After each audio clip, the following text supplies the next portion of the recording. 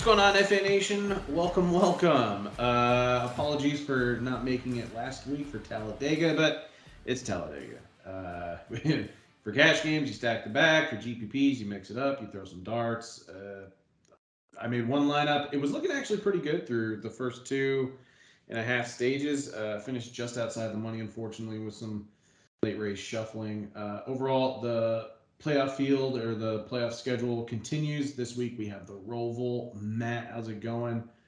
I haven't been able to catch much cup racing the last couple of weeks just because when I was on vacation, another day I was working, and just NFL just seems to dominate every TV at the bar. But I am mostly excited for the Roval. I do love getting a lot of DFS exposure during road courses. Would you agree? I really like this track. I'm glad that it has worked out. I remember when everybody was like questioning why Charlotte would I don't know do this to its track, and then it worked phenomenally the first year, and then the second year, was it the second year we got the famous chase burnout I believe so. where he ran into the 2019. wall at the start of stage three and then came back and won it, and then did the gladiator burnout that I like Yeah. to call it. Um, Yeah, I really enjoy this race. It's actually on NBC this week, so don't have to go streaming it on USA or, go find it on an app somewhere. It's actually on basic cable this week, so that's a bonus. Imagine Um, that. I'm with you on Talladega. I mean, obviously, did the solo pod last week due to scheduling stuff, um, and then it was basically, dart throws because it's Talladega this weekend. I don't know. Do you think it's going to be another dart throw weekend, given what we've seen on the Roval style tracks this year? Um, I don't know. Like just the nature of Talladega, Daytona, and now Atlanta. It's just I go into those races like every week. Not so much really caring about where drivers start. I mean, that does play an influence when I start like lineup construction. But honestly, like I do want like leverage plays. I love playing Landon Castle at super speedways when he's in the Cup Series. He's always under like 10% owned. I always feel like he pays off in some form or fashion. Like he's always starting outside the top 30. He's got top 20 upside. And no one ever plays him just because like they don't really just understand like what happens at Talladega, and he'll ride around the back most of the time and just move up just by avoiding the wreck. But again, I haven't seen as many Roval races as probably you have. Granted, there's only been like a handful. But I didn't really get into like the DFS aspect of NASCAR until a few years ago. um, so I don't really think that there's as much variance. Obviously, with a road course like Indy, as we've seen the last 2 years, there's a ton of variance. So Well, that's I, kind of what I was thinking. Is like if you look back at like the actual road races this year, right? There hasn't been that much chaos at the actual road races. yeah. But if you look at the Roval style um, road races, Oh, okay. So and Indy kind of plays into that. right? Because even though it's not like super high banked, it's still a road course built off of an oval, right? Um, Whereas like Sonoma was pretty standard, Coda was pretty standard. Road America was a snooze fest. Yes. Um, Watkins Glen to a degree was fairly standard. So I don't know. We do see. I will say that if there is weather in the forecast, which I haven't double checked for Charlotte yet, we will see rain tires on these cars. Whoop dee doo. And last year, it was nuts with the rain tires on these cars. A year or two ago. It was chaos. So I think I'm gonna build one for a standard road race, and then I'm gonna build some lineups for a standard road race, and then some for in case chaos kind of happens and there's a lot of shuffling that can happen. But speaking of that, are you changing your strategy with Chase this week? Because he's so good on road courses, and he's won here twice. But Did he he's win a already road locked course in. this year? No, I don't think so. Did he win Watkins Glen? Oh my God, that wasn't even that long ago. Yeah, I can't. I'm spacing now, but um Did I Tyler know Reddick this win Watkins the Glen? radio. What was I know that? I know Reddick won 2 road courses. I know one of them was Road America. Right. Chase finished fourth at Watkins Glen. Kyle Larson won Watkins Glen. There you go. So Chase is not one of those this year. Because you've had Reddick win 2, Chastain has won 1, right? Suarez. Suarez won 1. Um, so I don't know, but I was just saying, like he got the win at Talladega last weekend, so now he's locked into the round of 8. Do we think that he's trying to make everybody else point in and increase his points lead, or is he just starting to prep for what should be a fairly basic round in the round of 8? Uh, I still think that there's some weight equity with him. I mean, last I checked on DraftKings Sportsbook, he was, I think, a 5-1 favorite to win, and Reddick, I think, was right behind him at 7 or 6-1.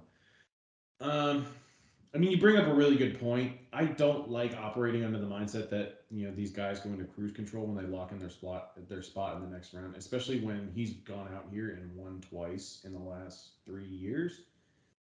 Um, I'll pay attention to his commentary and what he's saying, and essentially how the car looks in practice and qualifying, and see what the case is. I find it.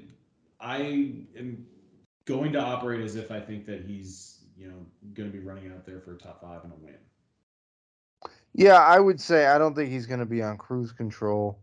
It's hard to turn it off when it's your specialty. Mm-hmm. And making it so that everybody else has to point in is certainly an advantage. Um, but I do think that the round of 8 is a very interesting setup for these guys because it's basically the most normal round we have in the playoffs because you get Because it's Vegas, you get Homestead, and you get Martinsville. 3 great tracks, though. Yes, phenomenal racing, and we're going to Yeah. see a whole lot of bump and runs happen in Martinsville when people absolutely need the last spot.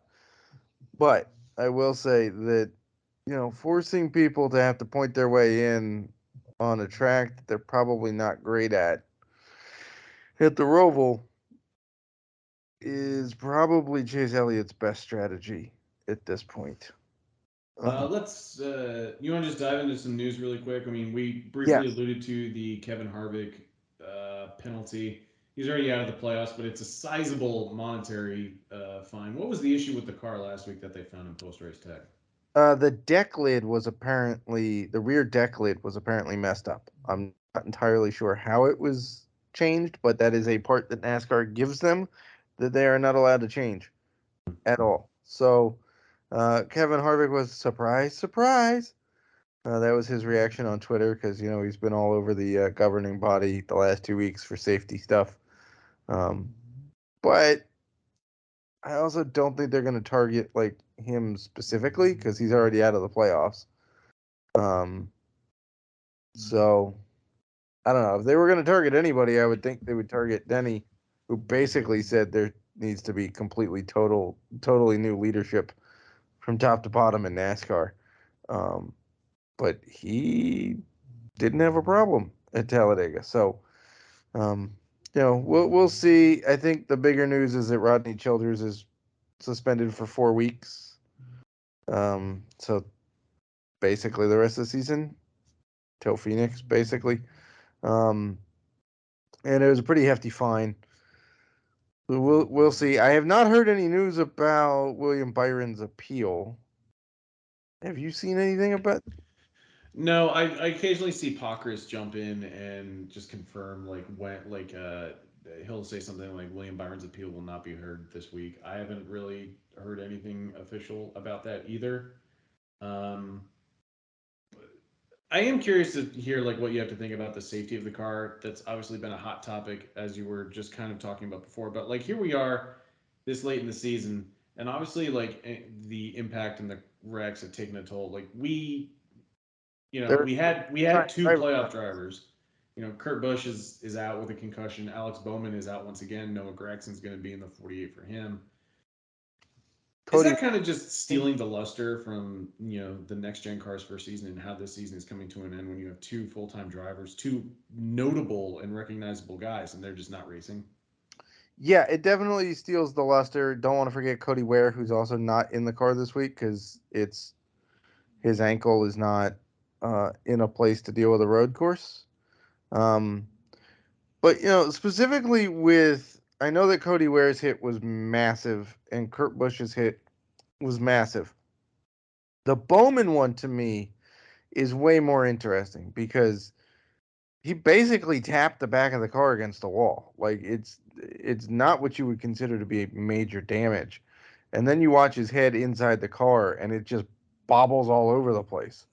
So, yeah, something in that car is too stiff is what I think it comes down to. Like whether the floor is too stiff or the diffuser or something, they are shifting all of the forces to the driver rather than dissipating the forces away from the car like the previous one did. So I think there's going to be a pretty big redo for next year, I would assume.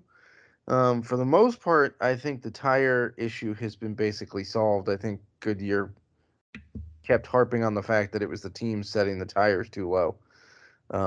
They were doing it because, aside from Texas, um, we haven't really had that many tire issues in the second half of the season, really. Um, so I don't know. I mean, I'm on board with Harvick and Hamlin to a degree that safety was not listened to. The drivers brought this up.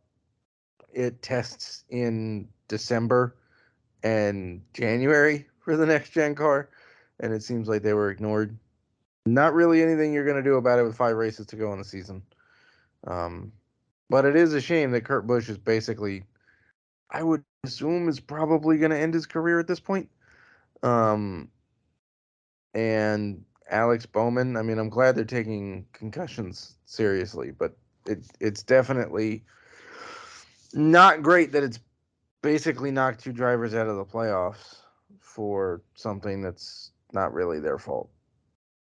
Last bit of news from the past week: AJ Allmendinger is going to be back in the Cup Series full time. I'm actually curious, because I know he retired a few years ago, came back on a part time schedule with colleague, just doing a handful of races. I think that was in 2020. Came back full time in 2021. Obviously, did another full time season at Xfinity in 2022. I am surprised. Do you think that a full time opportunity at the Cup level was somewhat pushed on him by colleague? Because for me, it seemed like he liked the schedule with Xfinity because Xfinity doesn't run every weekend like Cup does. There are sporadic weeks off. A veteran like him, it allows him more time to be with his family. So I was a little surprised because it seemed like he was genuinely happy just running the Xfinity schedule.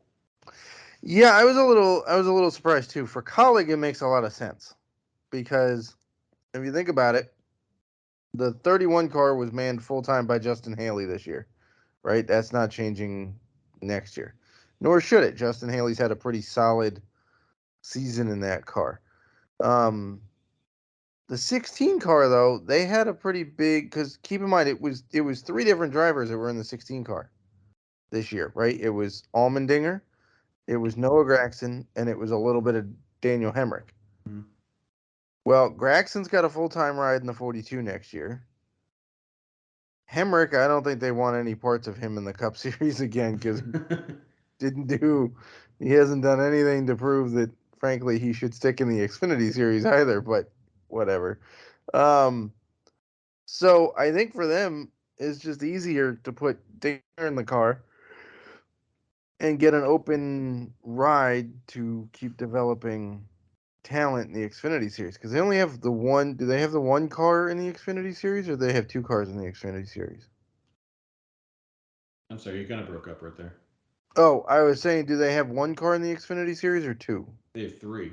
They have three. Okay. Yeah. Um. So yeah, I'm not sure what the status like. Are the other two full time next year? I don't know the status of Castle or Hemrick. I'm imagining that they'll both be back in their cars. I know Chandler Smith is getting bumped up from Right. trucks, switching from TRD and joining Chevy in Colleague, which is a nice promotion for him. He deserves it. It's definitely a nice promotion for him going to this team full time. So I don't know. Maybe they sweeten the deal a little bit for him, but I'm kind of with you. Like I was kind of surprised that he came back full time to the Cup Series, knowing that there's one off weekend next year for the Cup cars. One Father's Day weekend is the only off weekend again for a Cup Series. So I'm with you. I was kind of surprised. I will say I'm pretty excited. I mean, granted, for DFS, I think that next year Xfinity is going to be as high variance as ever, just with so much youth in the series. But it's nice to get some fresh faces, and good equipment. I've liked what we've seen from RCR with Sheldon Creed and Austin Hill. I don't really know what JGR is going to do, but I would like to see John Hunter Nemechek get one of the JGR cars, either vacated by Brendan Jones, who's moving over to JRM, or Ty Gibbs, who's going to probably make the jump to Cup. Yeah. Do we know that that's a fait accompli at this point? Like, That Ty Gibbs is going to Cup. yeah. Um, Or I do would we say it's think probably that his 96% likely. do we think that his pit road chicanery against there and Ty Gibbs bumping Eric Jones under caution twice is kind of making him rethink? Well, did they ever punish him for that? Other They than giving punished him him a for pit stern road. talking to? They punished him for pit road, sort of. They fined him, which obviously he's not going to Yeah, pay. he's not And going then to they pay. gave it owner points because you can't give him driver points because he doesn't qualify for driver points. So they took away owner points for a car that wasn't even in the playoffs to begin with on the owner side. So not really a penalty to be honest. All right, let's dig in. Let's start talking about the Roval. Two races this weekend. We get Xfinity and Cup Saturday and Sunday. The trucks are off this week. The trucks only have like two races left in the season. Yeah. Xfinity runs Friday afternoon, I believe. Practice and qualifying is Saturday morning. So I will have a preliminary write up just highlighting the road course drivers. That'll be available Saturday morning. I'll write that up Friday night. And then there will be updates following practice and qualifying. Matt, I'm guessing Cup Playbook will be up Saturday night into Sunday morning. Cup playbook should be up like Saturday afternoon probably. Nice. I will get a jump on it. I don't know, Thursday, Friday, uh, somewhere in there, depending on how the football schedule and what else breaks on the site.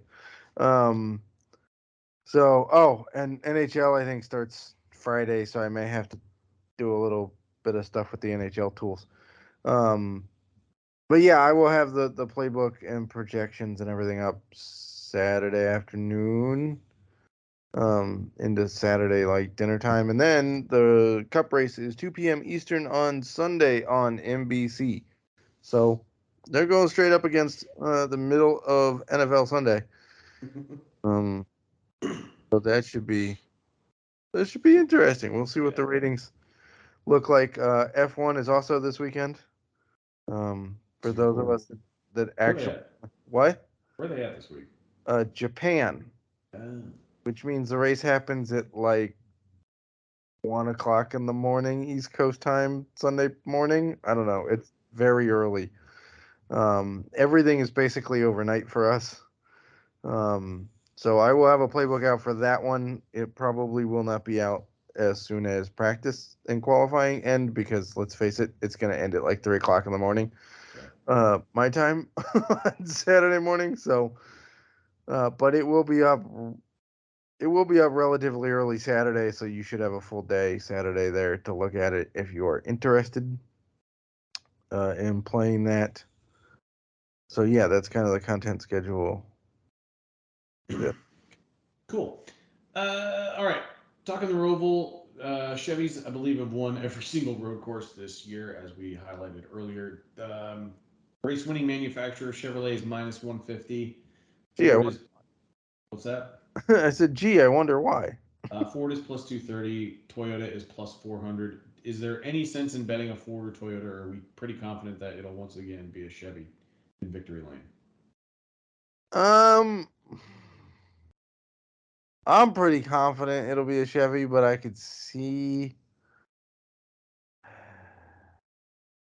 I could see scenarios in which a Toyota or a Ford would win. Obviously, you have higher odds with Ford simply because there's more of them on the track. But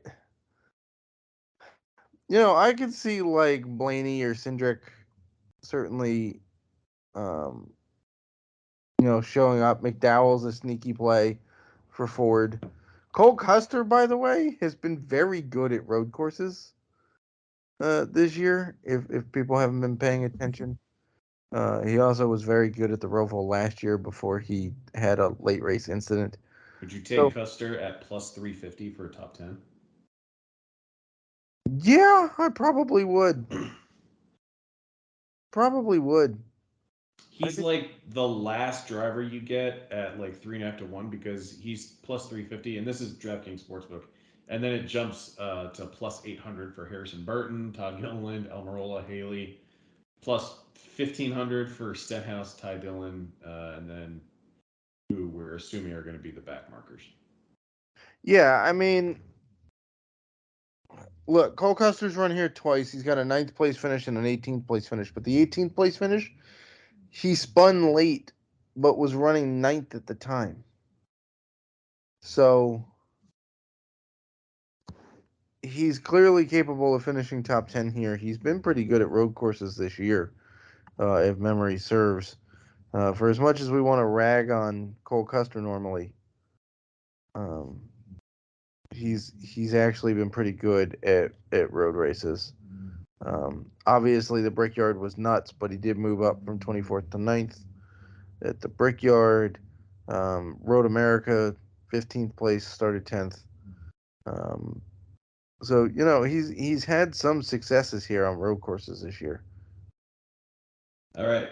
We talked about Chase Elliott at the beginning of the podcast. Chase Elliott, Tyler Reddick, Kyle Larson, Denny Hamlin, the four drivers over 10,000 on DraftKings. I'm going to play a mixture of the first three. I don't know how much exposure I want to Denny Hamlin for this race, but I feel like I probably end up being heaviest on Tyler Reddick. He's out of the playoffs, but obviously, as we've seen, he has plenty to race for. He's still going to be wanting to collect wins. If he wins this weekend, I don't even think that this would be his last one of the season with Miami still on the schedule. Who do Yeah, you like most at 10K? I'm right there with you. It's those three.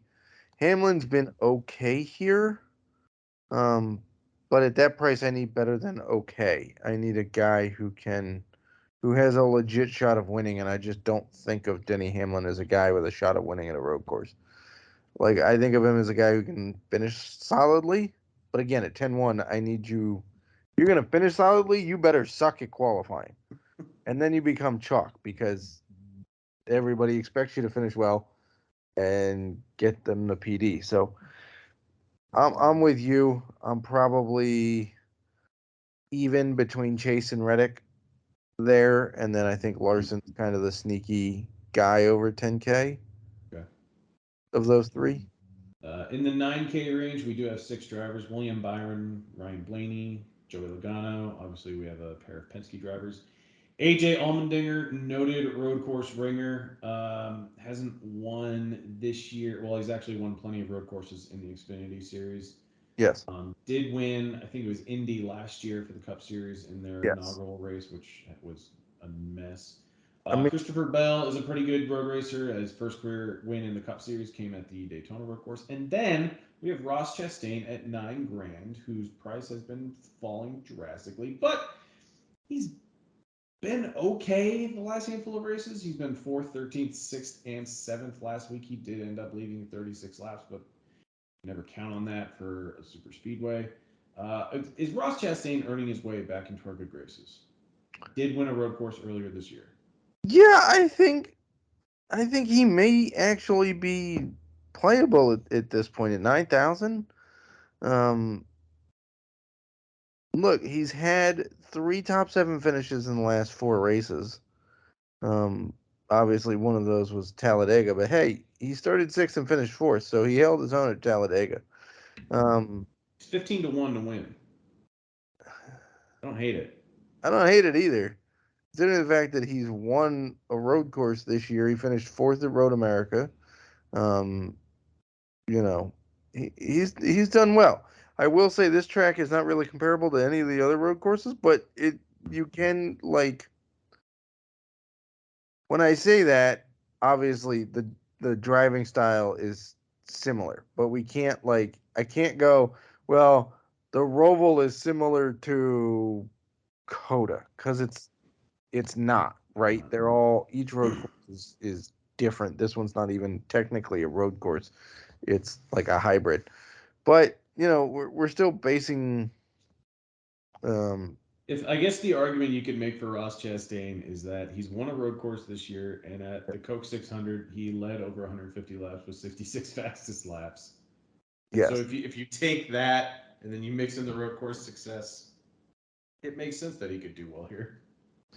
Yeah, now Stupid analogy, I know. here's my question though. Is this going to turn into like a Harvick Chase situation from last year? Between him and Hamlin, or I mean, we've Between just been him and waiting. everybody that which is like half the field at this point. Like that's my only concern is this seems to be a place where guys try to target you because there's multiple ways to um, take somebody out here. Although Harvick peed himself and ran himself into the wall last year when trying to take out Chase Elliott. But um, that's my only hesitation with Chastain is it's getting to the point in the playoffs where people may start, writing those checks to to pay him back.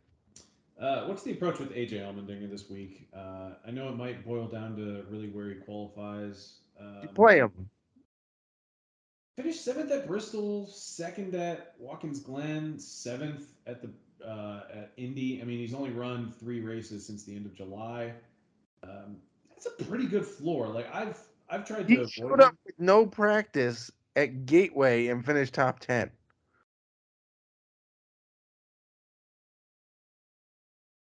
The guy's a racer. Now we're going to put him on a track where he's run well previously in a car that I runs think well. that he's won every race in the Xfinity Series at the Roval.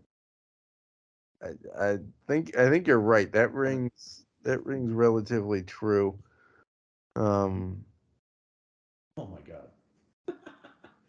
Yeah. So since 2019, in 2019, 2020, and 2021, he won all 3 races in the Xfinity Series at the Roval with a driver rating of at least 130 in every single race, and he led at least 10 laps in each race. 20, he led at least 20 in 2 of the 3. yeah, and he finished seventh in his first race in the Roval in the Cup Series. Yeah. It's AJ Allmendinger. You play him on a road course. All right, let's dip down to the 8K range. Was there anyone else you wanted to touch on? Byron, Blaney, Logano? I mean, Logano, I don't really know. I don't know. I mean, Blaney obviously won here, as we said, maybe before recording. He accidentally won when Jimmy Johnson took out Martin Truex in the final corner in the inaugural Roval race. Byron is a sneaky good road racer, I will say. Um, and he's got that point penalty thing kind of still hanging over him, right? Like he could be in or he could be out. Nobody really knows because he's got the 25-point penalty kind of hanging over him. So, clearly my favorite is Allmendinger in this range. I think it's also worth noting for Byron that he's finished top 12 in all 5 playoff races. There you go. I think Chastain is a very, very good play. Um, Christopher Bell is an interesting guy. I I don't know what to make of him right now. See, I was going to touch on him a little bit in the end of the podcast when we talk a little bit of strategy. Okay, well we can save that till then. Sure. All right, we'll dip into the 8K range. Not a lot. Well, actually, we can talk. There's 5 drivers in the 8K range. Martin Truex Jr. is 8,800. Austin Cindric, 86. Daniel Suarez, 85. Chase Briscoe, 83. And Kyle Busch, Gee, 8,100. Oh my goodness. I mean, it's almost as if like DraftKings is just mailing it in with his pricing as he is this season because he has finished outside 20th or worst in 5 straight races. Now, granted, 2 of those were actually he was 10th at Daytona at the end of the season, but since the playoffs started, he's finished 30th, 26th, 34th, 36th, and 20th. Ugh. that's not a great run. That's ugly. This is easily the cheapest he's been. That includes the Busch Light Clash at the Coliseum when he was. I mean, well, he was free there because they didn't have any pricing. But the Daytona Duels is the next cheapest he was at $9,200. So that's an exhibition race. You had to go. You had to go to go find his cheapest price. Um, yeah, man, Jesus, they knocked $1,800 off of him since last week. Um, I can't He does blame. have 2 top 5s here.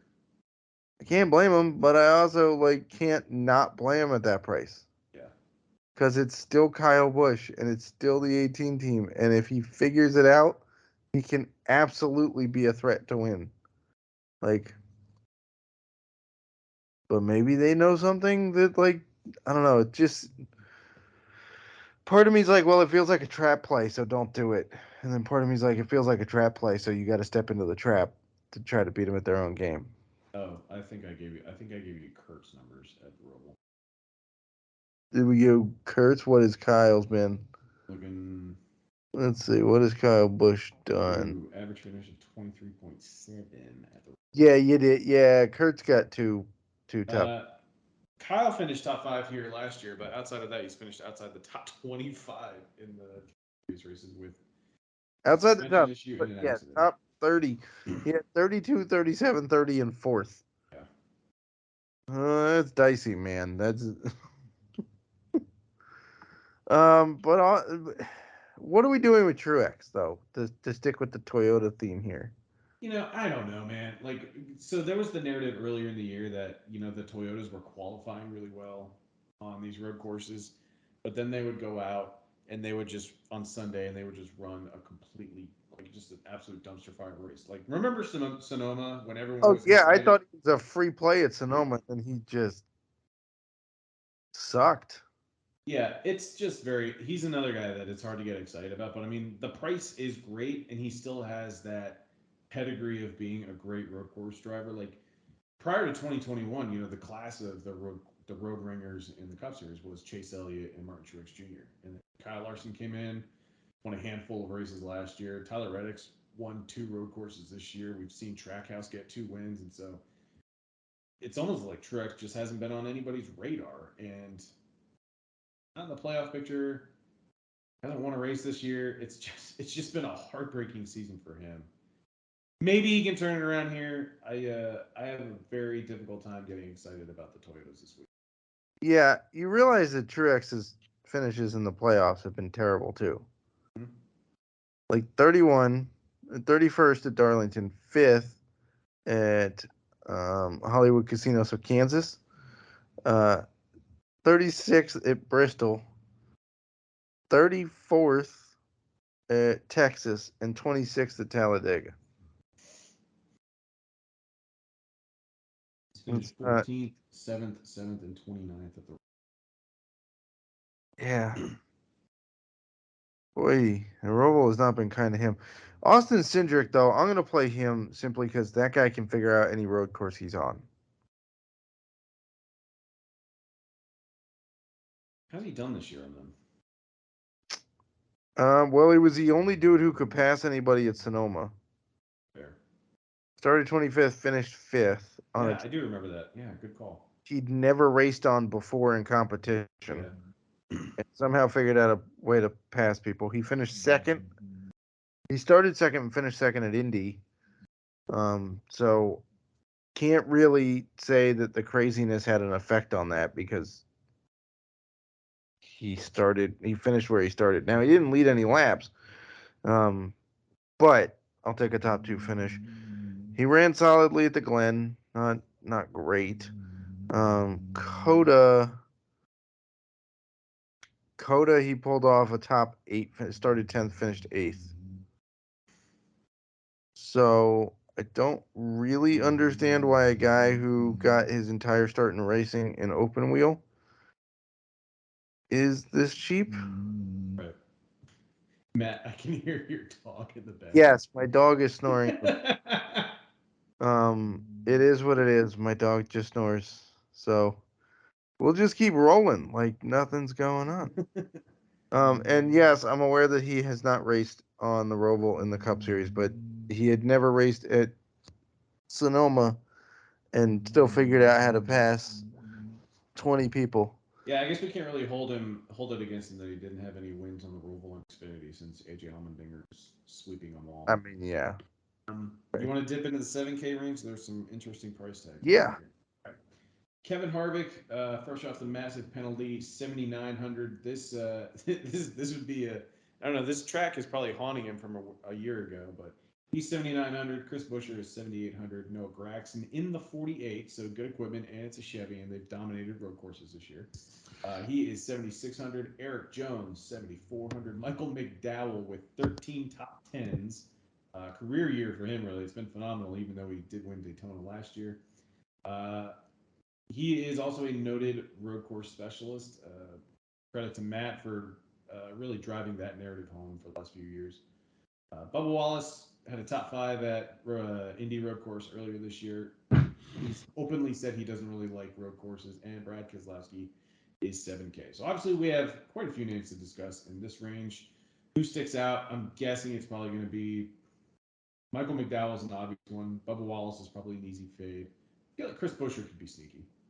Chris Buescher's, yeah. I mean, do we all remember what happened at Sonoma? Because that guy was phenomenal there.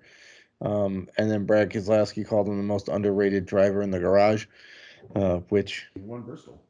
I mean, he did win Bristol, and it's also not shocking that Keselowski, the guy that pays his paycheck, is their hyping his paycheck. driver up. But Buescher's had 11 top tens this year, so that's pretty impressive.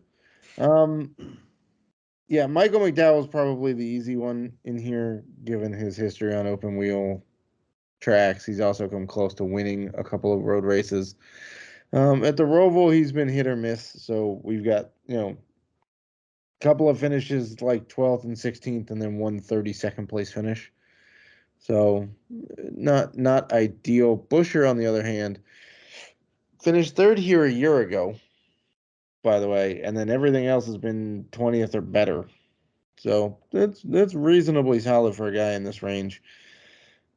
I don't know what to do with Kevin Harvick. I don't know if pissed off Harvick is gonna show up and just ruin everybody's day. It's hard to peg him at this point. The last time that he got caught for cheating, he came back and dominated the next race and then pointed to the rear window like, "Hey man, it's fixed now and I still kicked your rear end." That may happen this week. He's not usually thought of as a great road racer, but he does have 3 top 11 finishes here. So I don't know. Noah Gragson in the 48. In the Xfinity Series, not the most elite numbers. There were obviously better drivers, ranging from AJ Allmendinger, Austin Cindric, even Ty Gibbs scored more wins. But strangely enough, this has been his best road course in the Xfinity Series. He's finished 6th last year, 2nd in 2020, and 5th in 2019, and he did lead 16 laps in the 2020 race. So if you're looking to buy into a cheap driver in really good equipment, Noah Gragson does warrant some consideration. And we're just completely off Bubba unless he's starting dead last. I don't know, man. I may fade him even if he's starting last. He hates road courses. Like, has commented numerous times that he is not a fan of road courses at all. So I mean, I know that you hit that big ass bet on him in Indy, but let's face it, he needed 17 other cars to wreck out for that bet to hit. So Yeah, I'm looking at his. Aside from Indy, his road results have been Terrible. horrors this year. Yeah, they've been really bad. Like really bad. All right, easy fade if he's starting. It's probably a really good fade in GPPs if you don't plan him starting from the rear because see him getting like 20 to 25 I percent mean, he ownership. started 23rd at Coda and still managed to finish 38th.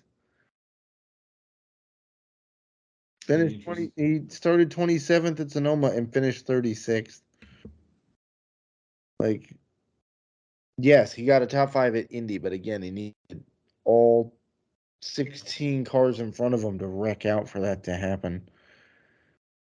Started 23rd at Watkins Glen and finished 35th. So, I know some of these things have been equipment related, but not all of them. And at some point, you've got to wonder, does the equipment just suck? So, yeah, he's finished like in the 30s basically every road race except for Indy Road. Let's dip into the 6K range where we start to look first for our value plays. You already touched on Cole Custer. If you want to elaborate, I will let you. But we do have Austin Dillon at 6,900. Probably not a nice play this week unless he's starting He's last. not he's not usually a very good road racer. Custer 67. Ty Gibbs is 65. Hasn't looked great the last few playoff races. 37th last week. 20th, 35th, 34th, top 15 at Darlington. It's been an adjustment for him. I do wonder if he's a little burnt out because he's never really had a schedule like this. He's running full time in Xfinity. Just turned 20 years old. Yeah, and he's like now finishing the season in Kurt Busch's car, so he is racing twice every weekend. Eric Almirola 64, Justin Haley 62, Ricky Stenhouse is $6,000. Is Cole Custer your clear cut favorite out of this range? Yeah, probably. I mean, if you want to go super cheap, there are kind of some interesting um guys. Like Connor Daly might be an interesting guy to just take a stab at in GPP. He runs what IndyCar full time. Yeah. So he might be now. The equipment sucks, right? It's money team racing. It's Um, trash.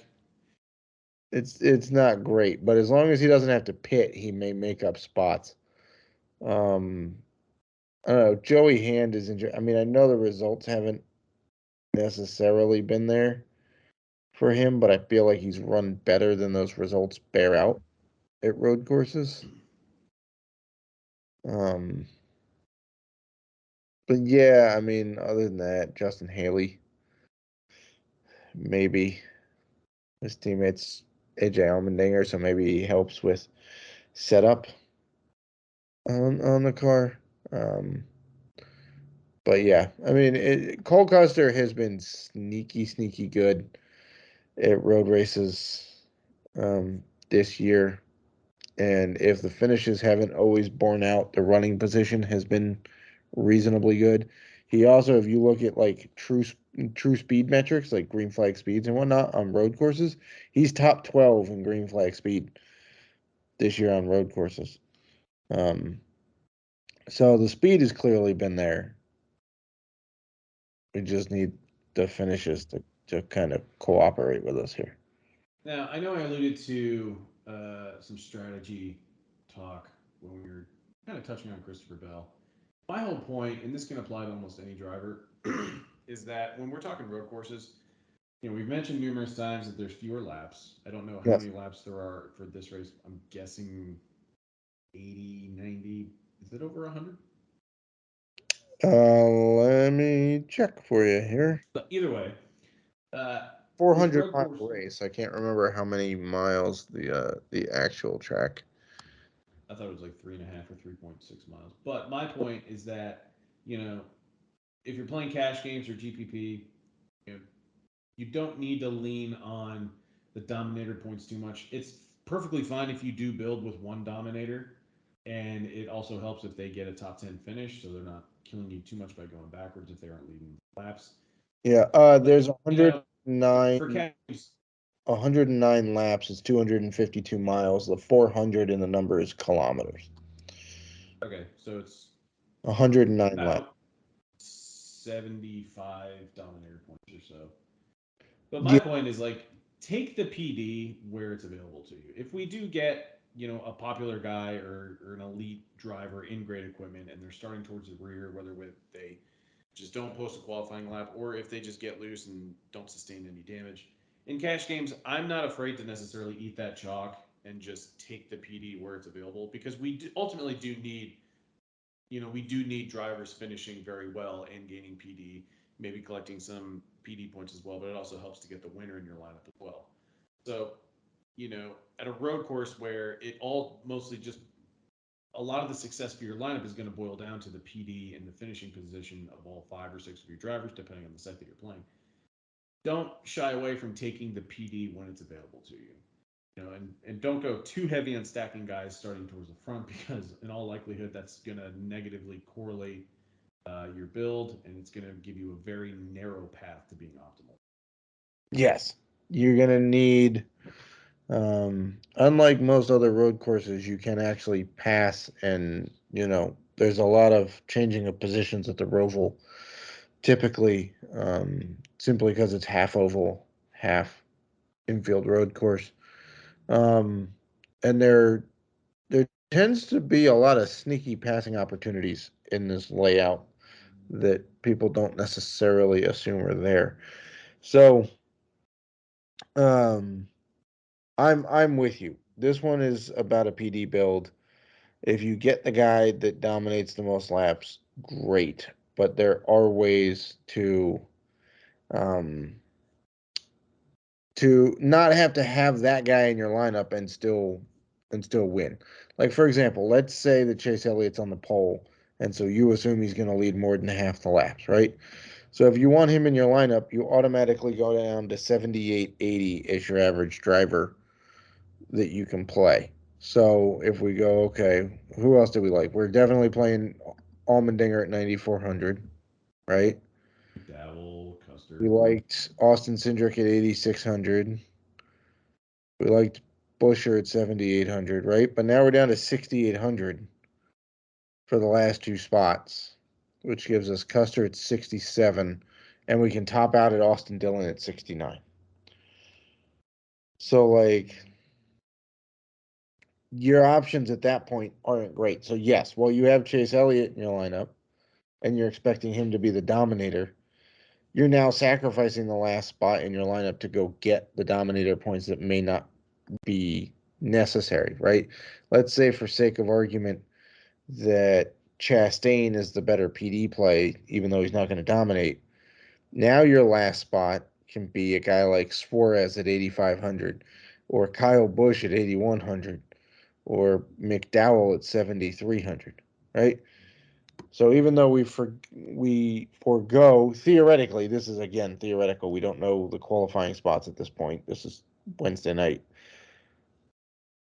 I would rather have a lineup that was like Chastain, Allmendinger, Cindric, Busher, Custer, McDowell, which are all like PD and solid finish position plays, rather than four of those guys, Chase Elliott, and then some scrub like Joey Hand or, you know, something like that. Is there anything else you wanted to touch on for this weekend's race? Honestly, I'm actually really looking forward to this weekend because there's no MMA. It's the MLB playoffs. NBA is not fully starting, and NHL is kind of getting the wheels rolling. So it's really just, in Yeah, my they opinion, start in like Russia. The NHL starts in like Europe somewhere. doing some. Okay, I guess that makes it. Okay, so they're There's two. freaking It's like fall slate. I don't remember who's playing, but the same two teams are playing each other twice, like Friday and Saturday, over in Europe, in an interesting way to kick off the NHL season. Um, but yeah, I'm looking forward to this too. I'm also looking forward to F1 at Suzuka. It's going to be a If great. anyone's awake for it. Hopefully, it's going to completely mess with my sleep schedule this weekend. 100%. It's going to be like I'm playing in London in the NFL. Um, and by the way, I know this is a NASCAR podcast, but if you're playing fantasy football, get up early and double check your lineups for the London game. Don't sleep in and then complain your dude got taken out and you didn't know it. Be responsible. I agree. I told Grande this story on the 2 Minute Drill podcast, and I'll be brief. But I was up at around 3 a.m. Eastern time in the NFL Discord, and I was helping one of our subs make the decision if he should start Alvin Kamara or not. And I was under the mindset that he was going to play. You know, I know that he was limited in practice all last week, but this subscriber of ours was also in Hawaii. And so when it was 3 a.m. for me, it was like 9 or 10 p.m. at night for him, and he was getting ready to go to bed. And I didn't want to tell him how to live his life. You know, what I should have said is, well, what I would do is I would just set an alarm, just to make sure he's active, And and then like just go back midnight. to sleep. Yeah. But like, he didn't do that, and I felt terrible when I got the news at 8 a.m. Sunday morning as I was jumping into the Discord and Camaro was out, and my initial thought just went to like that one subscriber, and I felt terrible because like I just knew there was no way I could wake him up and just get him to check his lineup. But I agree.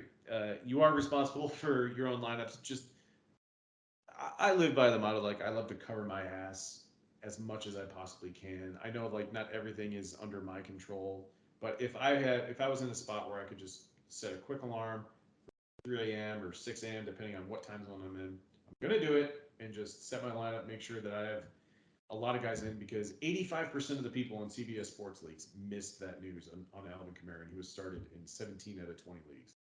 Yep.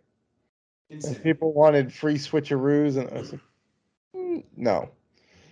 But anyway, Matt, also pretty solid podcast. I like to think for since we've kind of been a little sluggish the last couple weeks, but Yeah. obviously great By to the way, talk. you didn't see the Monday Night Rants with Malin on it this past Monday. You can go back. It should be on demand in the Better Sports Network app and go True, it watch. was actually a lot of fun. I thought it was He just gonna asked be you about 15 your minutes, but then admin. infatuation with weird sandwiches. We didn't talk about that actually. Really? Because I brought it up on my segment. He's like, I'm gonna have to get Malin on and ask him. I was like, he eats peanuts with the shells on. Yeah, that's true. He eats like mayo, peanut butter, lettuce sandwiches. Like, Also true. But anyway, solid